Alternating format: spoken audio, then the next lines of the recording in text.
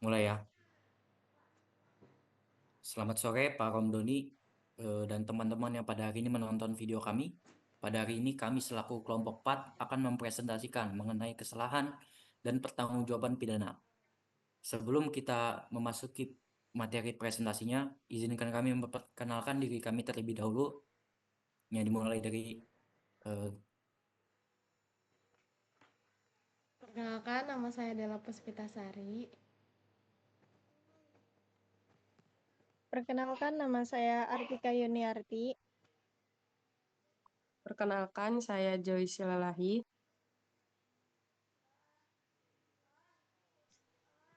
Perkenalkan, saya Agirando Guntur Sidarto Sujabat. perkenalkan nama saya Jeremy Namara Van Basten. Perkenalkan nama saya Ovalia Zara Ardian. Baik, eh, kita langsung aja masuki ke sub materi pertama, yaitu dolus yang akan dibacakan oleh Artika. Oke, yang pertama itu ada dolus atau kesengajaan.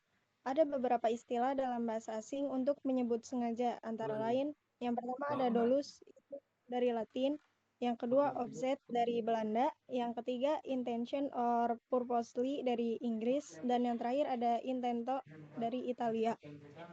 Kesengajaan adalah salah satu unsur penting yang menentukan pertanggungjawaban pidana seseorang.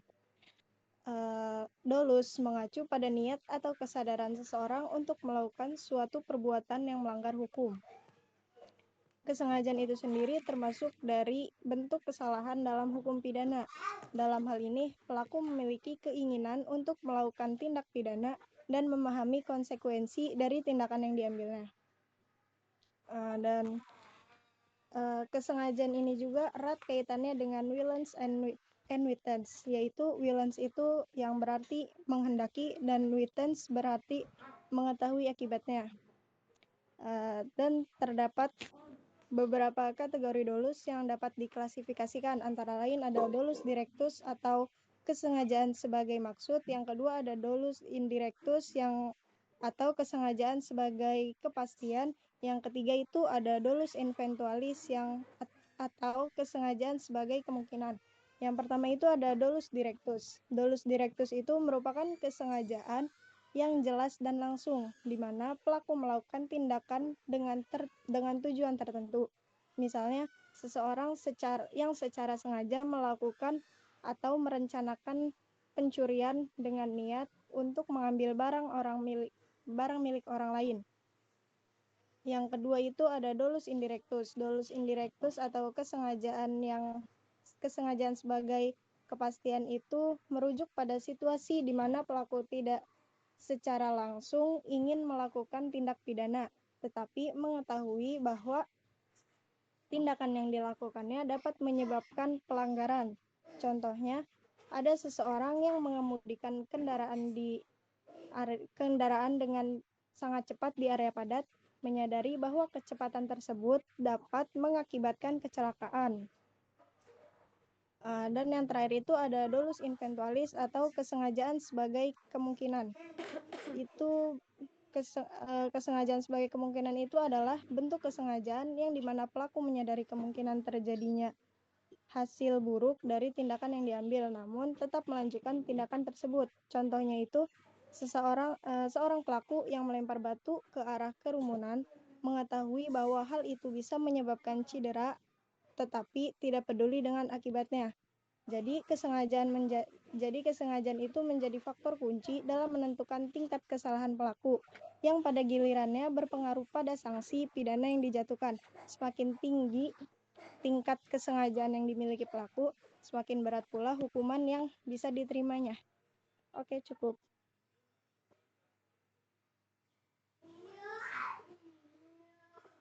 Baik, untuk materi selanjutnya yaitu kulpa yang akan dibacakan oleh Joyce. Yang kedua itu ada culpa atau kelalaian. Kelalaian atau culpa dalam hukum pidana merupakan suatu bentuk kesalahan yang terjadi karena seseorang tidak berhati-hati, ceroboh, atau tidak menjalankan kewajiban sebagaimana seharusnya, sehingga menimbulkan akibat yang merugikan atau membahayakan orang lain. Dalam hal ini, pelaku sebenarnya tidak memiliki niat untuk menimbulkan akibat tersebut, namun karena kelalaiannya atau kurangnya kehati-hatian, akibat yang dilarang oleh hukum tetap terjadi. Oleh karena itu, menurut ketentuan dalam Undang-Undang Nomor 1 Tahun 2023 tentang Kitab Undang-Undang Hukum Pidana, kelalaian tetap dapat dikenakan sanksi pidana apabila perbuatan tersebut menyebabkan kerugian, luka, atau bahkan kematian pada orang lain. Salah satu ketentuan mengenai kelalaian dapat ditemukan dalam pasal 474 ayat 3 yang menyatakan bahwa setiap orang yang karena kealpaannya menyebabkan matinya orang lain dapat dipidana dengan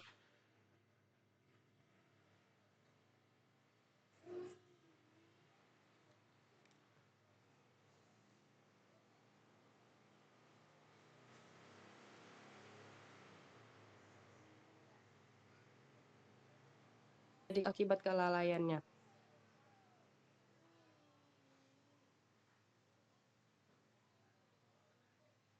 Selanjutnya, selain itu juga kelalaian dapat mengakibatkan luka atau gangguan kesehatan pada orang lain.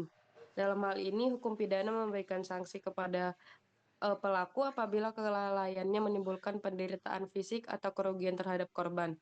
Contoh yang sering terjadi dalam kehidupan sehari-hari itu seperti kecelakaan lalu lintas akibat pengemudi yang tidak berhati-hati, penggunaan alat yang berbahaya tanpa pengawasan yang memadai, atau kelalaian dalam menjalankan pekerjaan tertentu. Kelalaian juga dapat menimbulkan bahaya yang luas seperti kebakaran, ledakan, atau banjir yang disebabkan oleh kurangnya kehati-hatian seseorang dalam menjalankan suatu kegiatan. Dalam situasi seperti ini, hukum pidana tetap memberikan sanksi kepada pelaku karena perbuatannya dapat membahayakan keselamatan orang lain maupun lingkungan sekitarnya.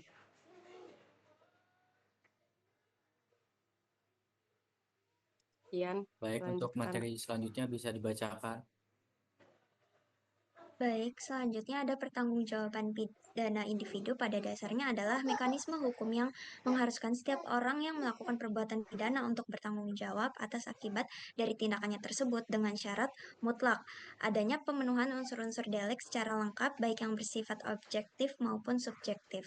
Nah, yang pertama ada pertanggungjawaban pidana dewasa untuk orang yang berumur 18 sampai 60 tahun, di mana individu pada masa kehidupan ini dianggap oleh hukum pidana Indonesia sebagai pihak yang sepenuhnya bertanggung jawab atas segala perbuatan pidananya, karena diasumsikan telah mencapai kematangan fisik, mental, intelektual, dan emosional yang memadai untuk memahami sepenuhnya konsekuensi dari tindakan yang dilakukan, sehingga tidak ada ruang untuk pembelaan berdasarkan ketidakmatangan usia. Nah, kita bisa lihat untuk dasar hukumnya itu yang aku tahu ada pasal 1 ayat 1 KUHP sehingga perbuatan pidana harus dengan kesengajaan dolus atau kelalaian culpa. Nah, ini juga menegaskan tanggung jawab penuh kecuali ada pembelaan diri atau keadaan darurat. Lalu pidana yang dijatuhkan kepada dewasa sangatlah beragam dan berat, mencakup pidana pokok berupa penjara, kurungan, denda atau pidana tambahan sejak pencabutan hak tertentu, perampasan barang bukti, atau pengumuman putusan pengadilan. Contoh kasusnya ini ada kasus pencurian dengan kekerasan dan pemberatan sebagaimana pasal 365 KUHP, di mana pelaku dewasa dengan sengaja merampok dan melukai korban. Nah, di sini kan bisa dilihat adanya dolus atau kesengajaan dan kekerasan, sehingga dihukum penjara minimal 5 tahun dan maksimal 12 tahun. Lanjut, ada pertanggungjawaban pidana pada lansia dengan umur 60 tahun ke atas. Secara prinsip hukum pidana mereka tetap dianggap bertanggung jawab penuh sama seperti dewasa karena tidak ada batasan usia maksimal dalam KUHP yang membebaskan pertanggungjawaban pidana. Namun dalam praktik peradilan, hakim wajib memberikan pertimbangan khusus terhadap kondisi fisik dan mental yang seringkali sudah menurun akibat proses penuaan sehingga dapat dijadikan alasan meringankan pidana. Dasar hukumnya ini ada KUHP umum, KUHP baru pasal 66, Undang-Undang Nomor 13 Tahun 1998 tentang kesejahteraan lanjut usia, dan pasal 51 ayat 2 KUHP. Untuk lansia ini adanya pidana alternatif seperti kurungan pengawasan di rumah atau denda yang lebih ringan untuk lansia guna menghindari pemenjaraan yang dapat membahayakan kesehatan mereka.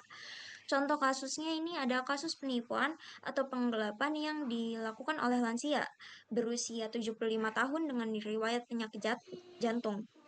Nah, di sini hakim akan memutuskan hanya menjatuhkan pidana denda tanpa kurungan dengan mempertimbangkan usia dan kesehatannya. Selanjutnya ada pertanggungjawaban pidana pada anak. Pertanggungjawaban pidana anak ini dilakukan berdasarkan klasifikasi usia yang sangat ketat sesuai dengan pasal 88 KUHP sebagai berikut. Yang pertama, ada anak di bawah umur 12 tahun ini tidak dapat dipidana sama sekali dan langsung dikembalikan kepada orang tua atau wali dengan kewajiban bimbingan. Lalu yang kedua ini ada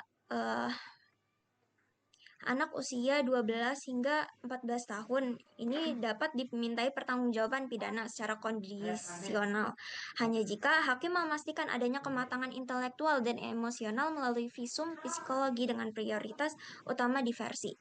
Terus yang ketiga ini ada anak usia 14 hingga 18 tahun. Ini dianggap bertanggung jawab penuh namun pidana maksimal hanya setengah dari yang diterapkan pada orang dewasa dan tidak pernah hukuman mati atau seumur hidup sebagaimana pasal 83 hingga 87 KUHP baru.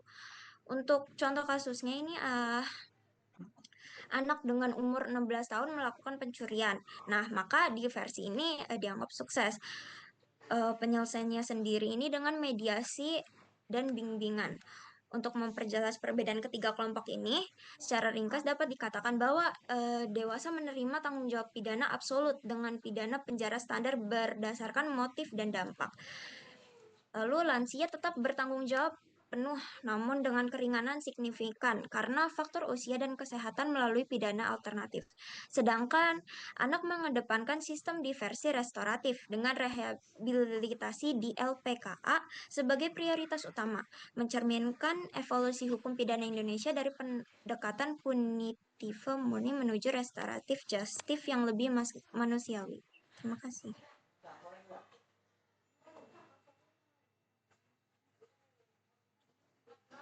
Baik, untuk submateri selanjutnya akan dibacakan oleh saya sendiri dan Agirando Guntur. Jadi sebelum masuk kepada pembahasan utama perlu didefinisikan terlebih dahulu apa sih itu penyandang disabilitas. Jadi menurut Undang-Undang Nomor 8 Tahun 2016, disabilitas adalah setiap orang yang mengalami keterbatasan intelektual, mental ataupun sensorik yang mengalami hambatan sehingga dalam kehidupan bernegaranya dia susah untuk berinteraksi. Lalu dalam ketentuan tersebut berlanjut sehingga diputuskan pada pasal 38 dan 39 KUHP nasional bahwa disabilitas yang diberikan pertanggungjawaban pidana adalah disabilitas mental dan disabilitas intelektual.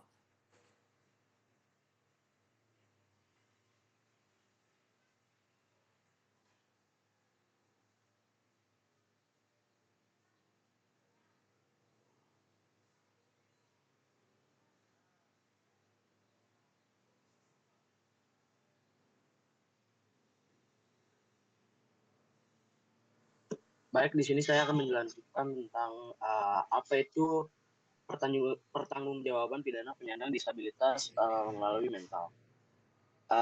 Di pasal 38 nomor 1 KUHP nasional saat ini berisi tentang apabila pada saat terjadinya tindak pidana penyandang disabilitas mental tidak mengalami kekambuhan akut dan tidak terjadi gambaran psikotik serta disabilitas intelektual masuk ke dalam derajat ringan, maka demi hukum kondisi tersebut masuk ke dalam kekurang mampuan seseorang mempertanggungjawabkan perbuatan hukum pidana. Konsekuensi yang dijatuhkan harus dikurangi dan atau hanya dikenai tindakan semata seperti rehabilitas atau perawatan. Jadi contohnya adalah ketika si penyandang disabilitas ini memiliki gangguan kecemasan, depresi bipolar, skizo ataupun OCD, namun di saat melakukan tindak pidana itu penyandang disabilitas mental tidak mengalami kekambuhan, maka hukuman pidana tersebut akan dikurangi atau hanya berisi tentang rehabilitas atau perawatan. Kondisi lain juga diatur pada pasal 39 KUHP nasional, yang dimana pada pasal ini menentukan bahwa ketika penyandang disabilitas ataupun eh,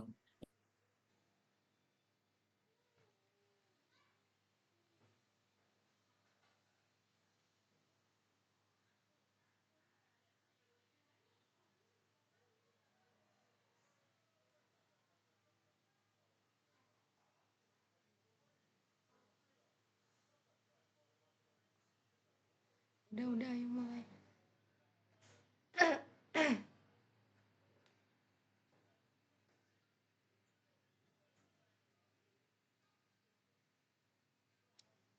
Ayo mulai. Woi,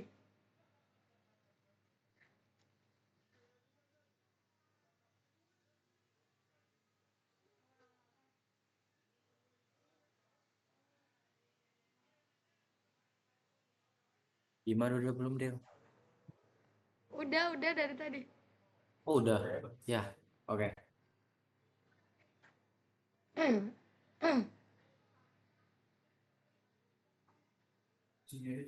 Oke, baik, melanjuti ketentuan pasal 38 tersebut yang mengatur tentang penyandang disabilitas dan intelektual ringan.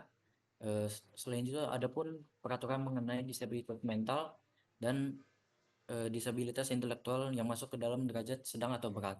Dalam hal ini, ketentuan tersebut diatur pada pasal 39 KUHP nasional yang menjadikan alasan tersebut memberikan pertanggungjawaban eh, perbuatan pidana yang dalam hal ini dapat diganti dengan langkah-langkah yang lebih bersifat restoratif ataupun lebih bersifat rehabilitasi. Misalkan nih, contohnya ketika seseorang melakukan perbuatan pidana dalam hal ini, misalkan seorang yang mengalami Down syndrome ataupun intelektual yang kurang secara IQ, dan ternyata seseorang tersebut tidak sengaja melakukan perbuatan pidana, misalkan menusuk seseorang gitu, temannya ataupun saudaranya, maka hukum dalam hal ini negara harus menentukan apakah orang tersebut benar-benar harus diberikan pertanggungjawaban hukum sebagaimana semestinya, atau ternyata ada tindakan langkah yang mengerti mengenai kondisi tersebut.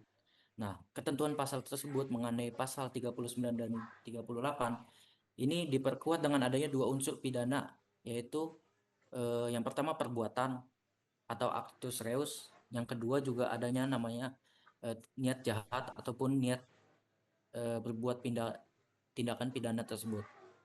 Eh, dalam hal ini memang saja penyandang disabilitas itu memang eh, melakukan tindak pidana, tapi belum tentu perbuatan itu didasari oleh niatnya yang jahat, atau malah karena kondisi mereka yang sakit, atau dalam hal ini mental mereka yang terganggu, ataupun tingkat IQ mereka yang rendah, sehingga dalam hal ini tidak ada dasar hukumnya bagi negara untuk memberikan hukuman sesuai dengan ketentuan hukum yang berlaku, melainkan karena harus ada langkah langkah afirmasi sebagai tanda mengertinya negara dengan kondisi rakyatnya.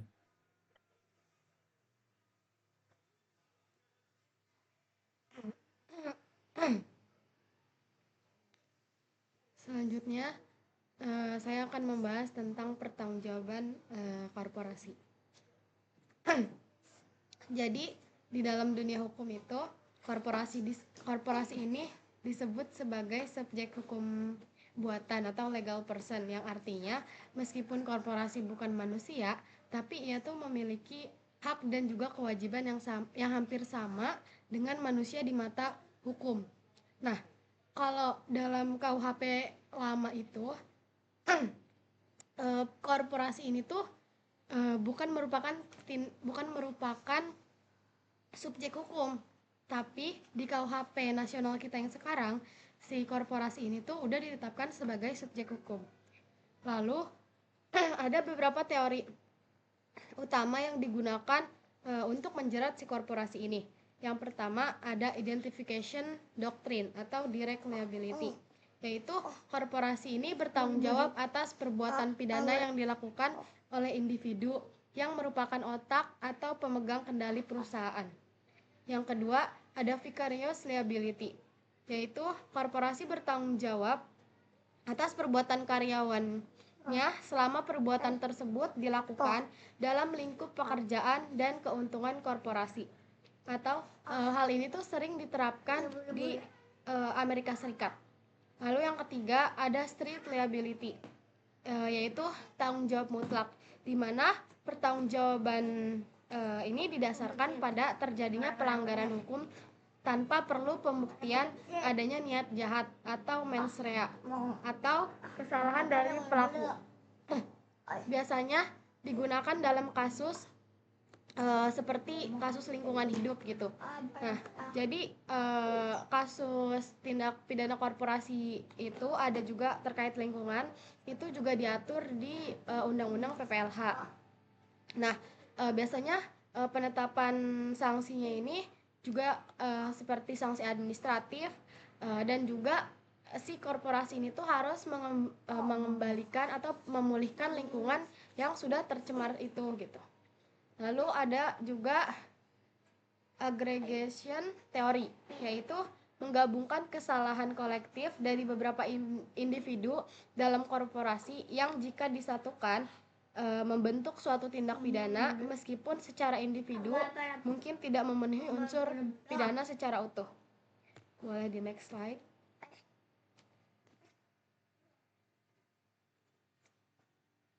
Selanjutnya ada syarat pemidanaan korporasi.